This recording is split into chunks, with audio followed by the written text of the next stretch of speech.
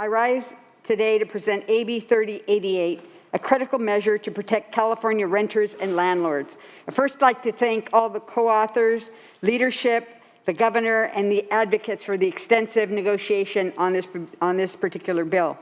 As you know, the Judicial Council's Emergency Rule 1 will be rescinded tomorrow, and tenants across the state will be at risk of eviction. That is why we must act today to establish new protections to get us through the next few months to prevent a wave of mass evictions in the middle of a public health emergency with no clear end in sight.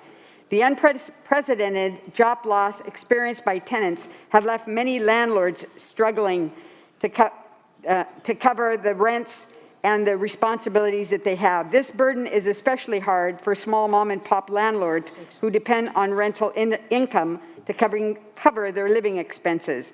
To get out of this emergency, we must provide meaningful rent relief to help make landlords whole while shielding tenants from taking on mountains of debt from their missed payments.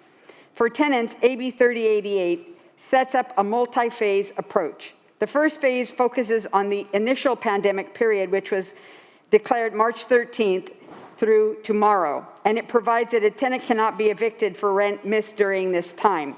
The next phase is the transition period from September 1st, 2020 to January 31st, 2021. A tenant is required during this phase to pay at least 25% of the rent owed each month during this period, and the rest of the rent owed cannot be the basis for an eviction. If a tenant is unable to pay 25% of the rent due, the normal eviction proceedings can happen in February of 2021. Past due rent is still owed to the landlord. This rent is converted to a consumer debt and can be collected in small claims court to make it easier for landlords to recover what they're owed and easier for tenants to be able to go into court without the high cost of litigation. To qualify for eviction protections after September 1st, tenants must also attest that they experienced a COVID-19 related hardship by signing a declaration under penalty of perjury. High-income tenants must make an additional they must provide additional documentation of hardship, and that high-income tenants are tenants earning over $100,000 a year.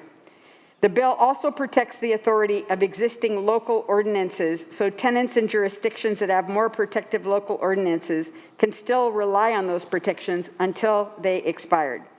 Finally, for landlords, this bill extends the Homeowner Bill of Rights anti-foreclosure protections to small landlords and puts in place consumer protection measures to require banks to follow applicable federal guidelines regarding borrower options after offering COVID-19 related forbearance. AB 3088 is a temporary solution. If we all had a crystal ball, we'd look at it and we'd know when the COVID pandemic is going to end, what's going to happen to the economy, when are people going to get back to work. None of that is possible at this time. So after this bill is signed, our work still continues. To prepare for the new year, this bill requires the administration to convene a working group with all of the stakeholders that were at the table with us to look at ways to direct future federal and state monies into relief for tenants, landlords, and homeowners. I respectfully ask for an aye vote.